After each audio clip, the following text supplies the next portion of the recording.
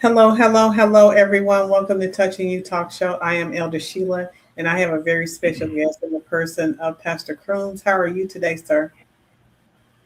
I am well, thank you. And how are you? I'm doing well. So I always ask my guests how long have we known each other. I'm going to say a 3 to 5 year window, easily. Yeah, I think it's 3 to 5 years. Yeah. So, and I thank and praise God that we are actually connected. It's a blessing. Amen. So we are here Yeah. today to talk about your nonprofit, um, born to soar. So, Pastor Crooms, tell me about you. Where are you from? I am a native of Phoenix, Arizona. Um, Actually, just relocated back to Phoenix after several years. I'll just say it like that. Or, as I like to say, many, many moons. But Hmm. was actually born in Texas, but was reared in Phoenix. And so I call Phoenix home. So I'm glad to be home. Okay, okay. So, what's the weather like out there today? Is it hot or is it cold or what is it? Today was actually beautiful. It was a slight drop in temperature, so I think the high was 80 today, so it was pretty good, pretty nice. That's nice because normally it's burning up hot in Yes, Phoenix. yes, we've had a some kind of a heat index rate, a rise in temps the last couple of weeks. So today was really a break from it. Okay, well, that's wonderful. So, everyone, Pastor Crooms, he is a faith influencer, he's an author, he's an executive pastor, and empowerment advocate. With nearly 4 decades of ministry, Pastor C brings a holistic approach to leadership, combining biblical truth, real life wisdom, and affirmations to help people walk boldly in their purpose. Amen. So today, we just want to talk about your nonprofit. So tell me about Born to Soar, and God dropped that in your spirit. Tell me about it. Yeah, so I've been doing ministry overall for close to, well, really over 4 decades, and um, a part of that sojourn has been has does include mentoring. I began mentoring roughly 15 years ago, and it just developed as a passion for me. Having written a couple of books and knowing firsthand what reading can do to inspire a young person made me want to become more involved in ensuring that young boys, black and brown boys, are aware, or it is impressed upon them, the urgency of reading, not just for learning purposes, but for the expanding of their minds and their imagination. And we want them to learn to read, but we also want them to read to learn. So mentoring, I don't really make a distinction between ministry and mentoring. They're both the same to me, and I just happen to think that mentoring is part of the mission, and so it's something that I do, and it's something I love doing because it's really really needed. And with Born to Soar, which is my okay, so it's the nonprofit is the Charlie and Dorothy Croomes Foundation, which is named after my late parents. And then so Born to Soar is kind of like the mentoring wing of the Charlie and Dorothy Croomes Foundation. And with Born to Soar, we have a reading program that we call Read and Reward, which is the program that we just commenced here in Phoenix. We have a chapter in Fort Worth that we started a couple of years ago. That chapter is growing. We added about 5 young boys to that chapter in the last couple of months here. So probably about 15 or so young men, young boys will be participating in this reading program this summer.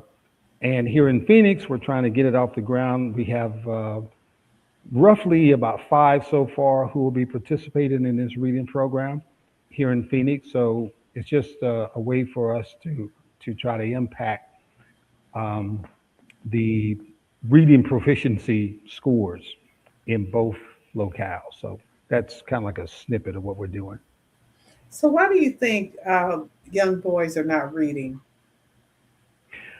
I think it's a combination of so many different factors, which the fact that we have we are now a digitized world has really captured the fancy or the imagination of students across the board, not just in one particular grade level or age group, but video games, technology, things of that nature, that contributes to the problem or the challenge. It's we could point to, connected to that digitized reality, is the diminishing of the attention span, right? Because when you get a book, usually when you get a book, you want to just sit down, be comfortable, and read it. So in today's culture, it's challenging to get young people to just get a book, sit down, and read. It has to be, I think it has to be a discipline more so than anything. So, and then I think it's also been accepted as normal um, in this case where books are not readily available in certain homes. We just kind of act as if it's normal. It's nothing new.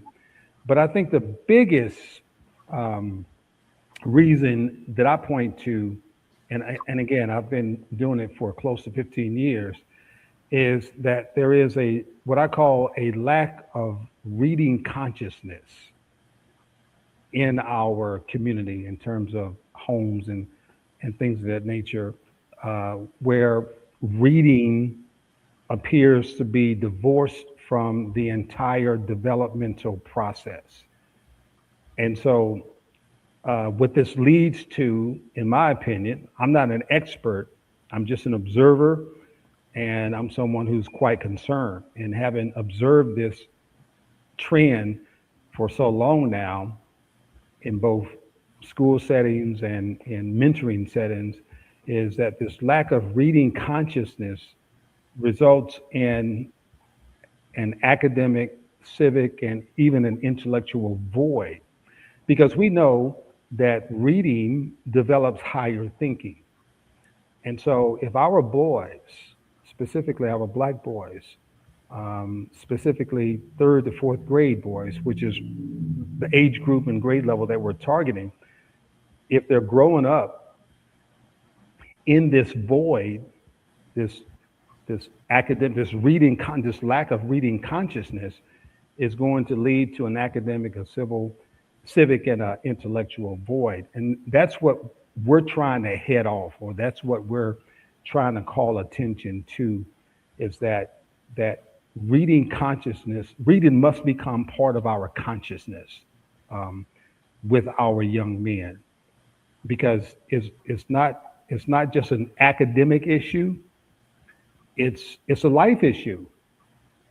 Because if they don't learn to read, well, I should say learn to read, but if they don't read to learn, then it's going to be a very dismal future ahead of them. So I think those are some of the biggest reasons, and there are so many other.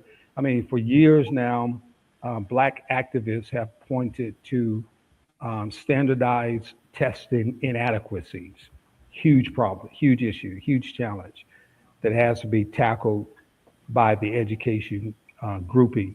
So, but I think some of those reasons I listed all kind of play a factor, act as a confluence of factors that is resulting in our boys, along with Latino boys, trailing their white and Asian peer groups rather significantly. Here in Phoenix, and I don't want to come on your program and cite a whole bunch of negative statistics.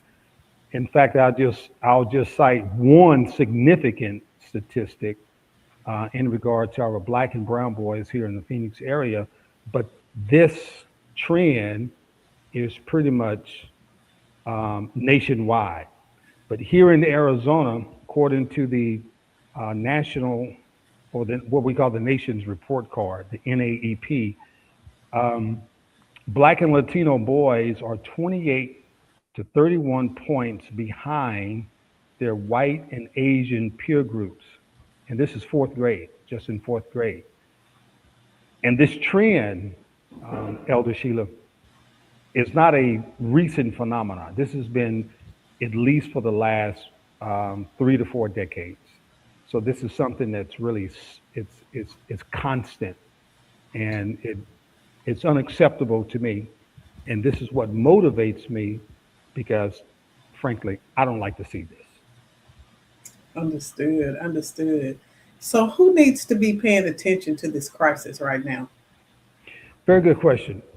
I think traditionally what we, and I talked earlier about, it becoming normal, or we have normalized it. And I think the tendency is for us to believe or to think or to expect that the education grouping is going to solve this problem. And that's just not the case. The According to Matthew Lynch, who is a educational consultant and former teacher who now researches policy and education reform, the education grouping will not save our black boys. It must include the education grouping, in my opinion, but for us to make an effective amount of change in this, it's going to have to start with our parents, our caregivers, providers. That's number one. Number two, I think it should involve our community organizations, our community-based organizations such as the 100 Black Men chapters or affiliates throughout the country. They have one here in Phoenix. They have a mentorship education network that they do, which is a good thing. Then I believe, being part of ministry, I think if there is a missing link or a missing factor, what would you point to? Well, I'm glad you asked. I think that the missing link is our churches, our churches. And if our community organizations such as 100 Black Men, and there are several other community organizations here in Phoenix who are doing an outstanding job, and I take my hat off to them for what they're doing. If it's a conversation that happens, it's got to happen between churches, community organizations, and our parents or caregivers. Those three forces together I mean, if we put together our resources and if we get together and we begin a conversation about what's going on, I think we can make a significant dent in this trend that we are seeing. It's just my belief that every church, I don't care if it's a 3 to 5 member church, if they have parents there who have black boys as members, that should result in some kind of a Bible-based mentoring effort right there at that church, which would include reading proclivity as one of its pillars. So, to answer your question, who should be paying attention? Well, all of us obviously should be paying attention. I mean, it takes a village to raise our children, but I think specifically it begins with the parents, home caregivers, extends to the community and to the church. And if those three entities come together, we can really, really move forward and tackle this problem. So how do we begin the conversation with these entities? Um, I think it's got to be to be it's got to be a grassroots level conversation. It's got to start at the grassroots, and that's what I'm trying to do. Um, I haven't been in. I have not been home a year. In fact, just maybe half a year. So I'm kind of like the observer here, and just kind of like um, seeing what we can do or seeing what's needed. That's why I intentionally made it a point to get a job in the Phoenix school districts so that I could observe up close and personal firsthand. And so to get that conversation started, it needs to be a grassroots effort. Again, parent groups, community organization, churches, and concerned individuals. And that's the category I put myself in. I'm a concerned individual. Um, I have been in a couple of classrooms where I've attempted to assist a young man with classroom protocol or, responsibilities, duties, including reading a book, reading a chapter, etc. And several times the young man, and this is third, fourth, probably even maybe sixth or seventh grade, they say to me, I can't read. So they're expected to sit up in this classroom. They cannot read. And so what are they to do? Why are they there? Why are they there? So to me, I mean, and when I come across a young man, and this is thankfully it's not often that I do, but when I do, it tugs at my heart. When a young man says to me, I can't read, literally, I can't read. And so, a while back we had this saying in educational settings that leave no child behind. Well, I just sat here with a young man who has been left behind because he literally cannot read. So what's going to happen to this young man? You know, if because studies show that if a young man cannot read on grade level or is not reading on grade level by at least fourth grade, it's going to be a dismal future for that young man unless somebody can intervene and turn it around. And so, um, what's the future for that young man? Like I said, it's happened maybe three or four times. Too many. Shouldn't happen at all, but it Right. has happened. And so we got to get that conversation started among parents, community orgs, churches, and concerned individuals. Why? Because if they're like me, we love our boys, we love our young men, and we want them to succeed. And I think about what W.E.B. Du Bois wrote um, in the early part of the 20th century. He talked about a talented tenth, and Du Bois envisioned a just 10%, a tenth of the black working class back then that will accelerate a rise to the top for the black race in terms of education, classical education, things of that nature. And so, if we were to revisit that notion of the talented tenth in 2026, what would it look like? Because now we face the colossal task of serving our economically disadvantaged families. And frankly, a huge part of those low reading proficiency scores are right there in that grouping. And so the question is, how can we reach those boys who come from economically disadvantaged families and communities? And what if, in the spirit of W.E.B. Du Bois, what if just 10% of this group improve their reading proficiency scores? What if 5%? What would it look like? I think that it would be a seismic.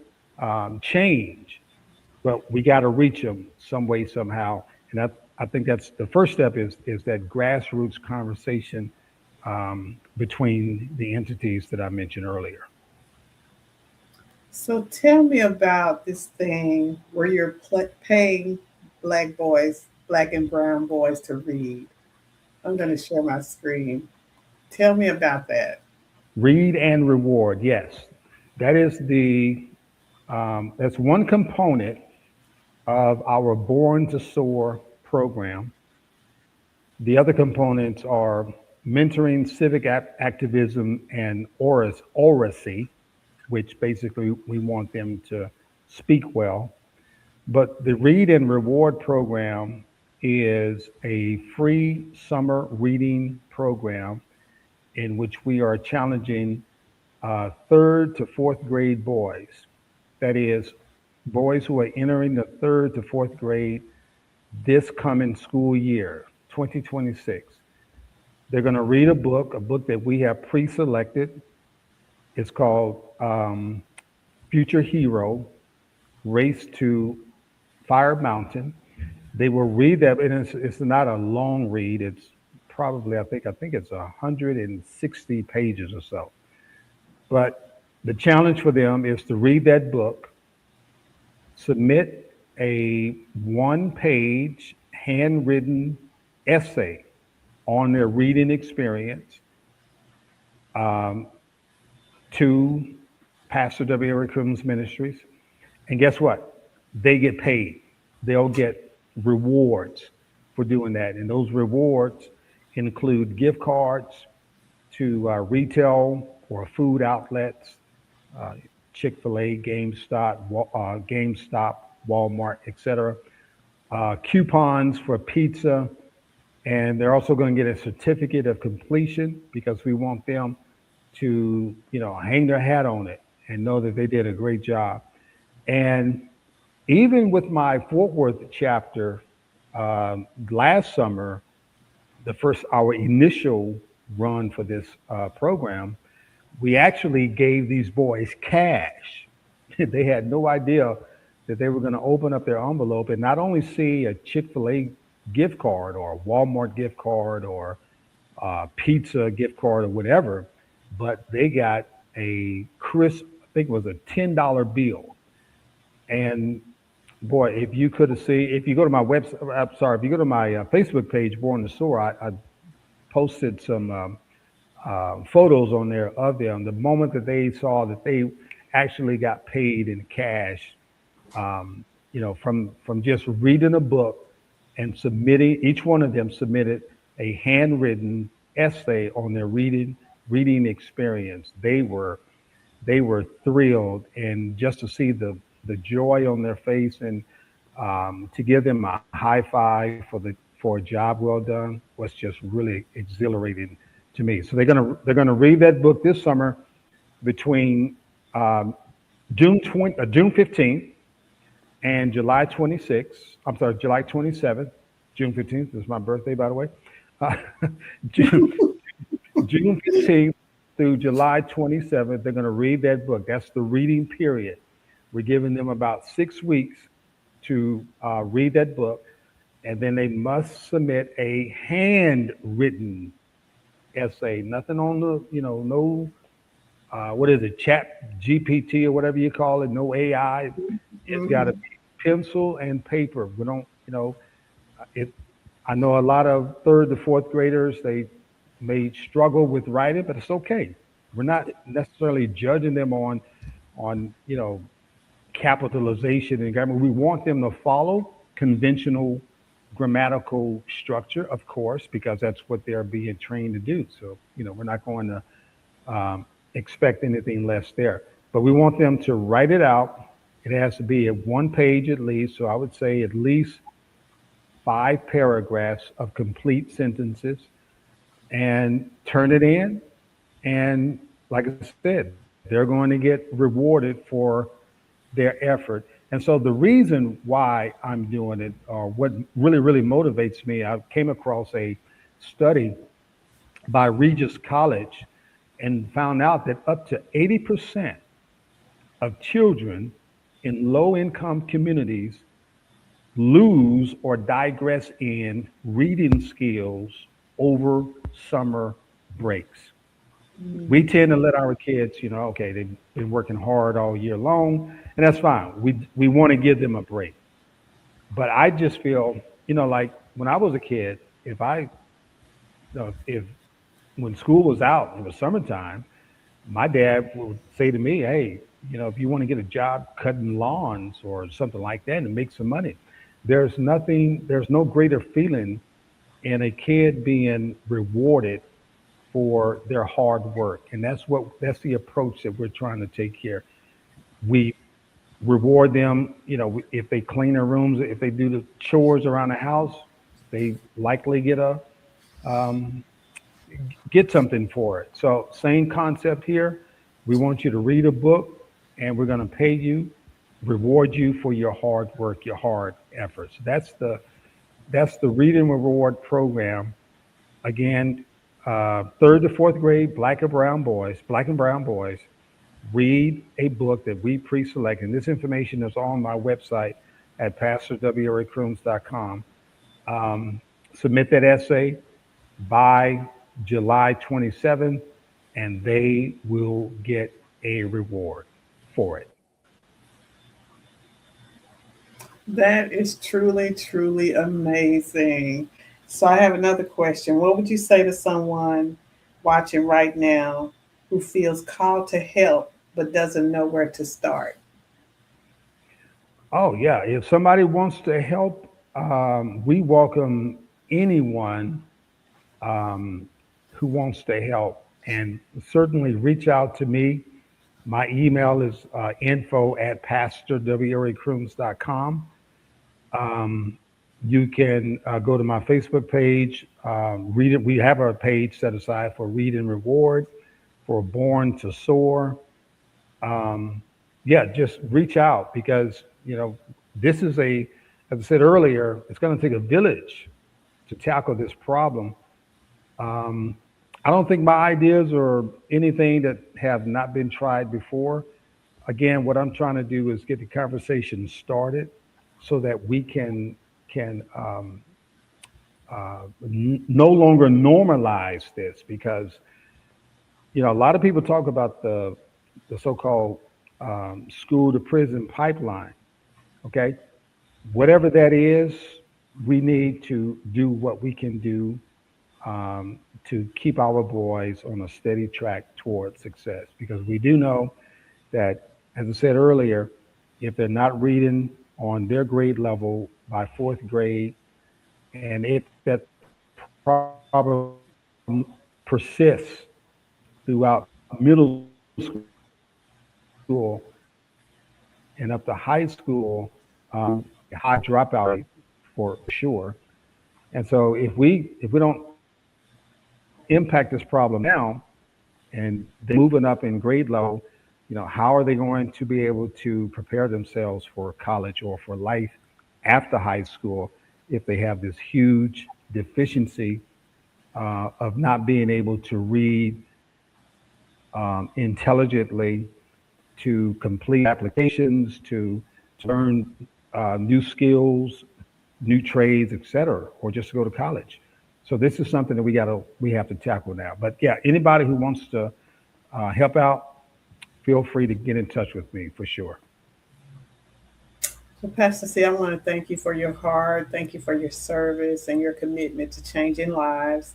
And to everyone that is watching, this is not just a conversation, but it's a call to action. Our children matter and their Right. futures matter. So make sure tag, share, comment on the broadcast. Make sure we get the word out that this great program is out there for our young boys. This has been Touching You Talk Show. Have a great day, everyone.